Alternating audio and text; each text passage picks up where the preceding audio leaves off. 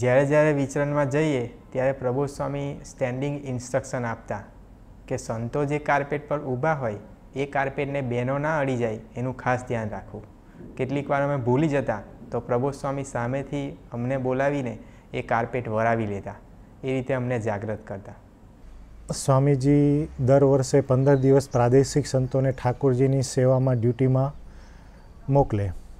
ગુરુહરિ પણ ઉમંગથી પધારતા. 2009 પહેલાં ગુરુહરિ એકવાર દેરીએ પૂજારી સંત તરીકે સેવામાં આવેલા. શાસ્ત્રી મહારાજ યોગીજી મહારાજની દેરીએ. દેરીએ હોય એટલે નીચે પૂજાઈની રૂમે આવવાનું થાય. ઠાકોરજીના વાસણ પાણીનો જગ લઈને પૂજાઈની રૂમેથી દેરીએ જવાનું થાય.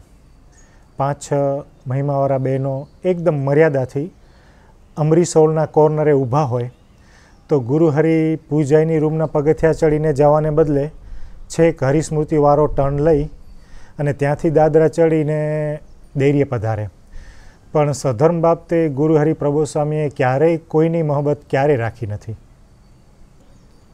પ્રબોધ સ્વામીને તપ ખૂબ જ ગમે. એકદમ સંયમિત આહાર.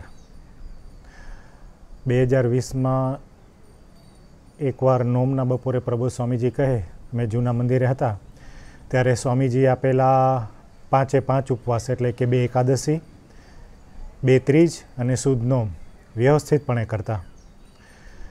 લીંબુ શરબત લઈએ એ પણ સંધ્યા આરતી પછી જ. યુવાન હોય એટલે ભૂખ તો લાગે જ, પણ અમે સહજતાથી ઉપવાસ કરતા.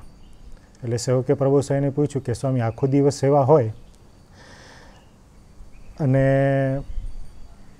ઉપવાસથી આખો દિવસ એનર્જીની જરૂર તો પડે સેવા માટે, તો કેવી રીતે? તો ગુરુજી સૂઝ આપતા એવું કહે કે મનને જેવું ટ્રેન કરો એવું થાય. અમે યુવાન હતા તો ભૂખ તો લાગે પણ તો પણ સહજતાથી ઉપવાસ કરતા અને એ ઉપવાસ વ્યવસ્થિત કર્યા તો આજે શરીર સારું છે, ગોઠણ સારા છે. પ્રબોધ સ્વામી હજુ પણ 5 ઉપવાસ વ્યવસ્થિતપણે કરે. દેવઉઠી એકાદશી, દેવપોઢી એકાદશી, જલઝીણી એકાદશી, ભીમ એકાદશી, ઠાકોરજીના દર્શન થાય, ઠાકોરજી થાળ જમે પછી જે પણ કાંઈ પણ લેવાની શરૂઆત કરે. કોરોના મહામારી દરમિયાન આખા હરિધામ સ્ટાફને જમવાની છૂટ હતી. ત્રીજ નોમના ઉપવાસ નહીં કરવાના અને એકાદશીના દિવસે પણ ફરાળ લઈ લેવાનું. તો પણ ગુરુહરિએ સિન્સિયરલી 5 ઉપવાસ પાતળી લસ્સી ઉપર કર્યા છે. એટલે પ્રબોધ સ્વામીને તપ ખૂબ જ ગમે.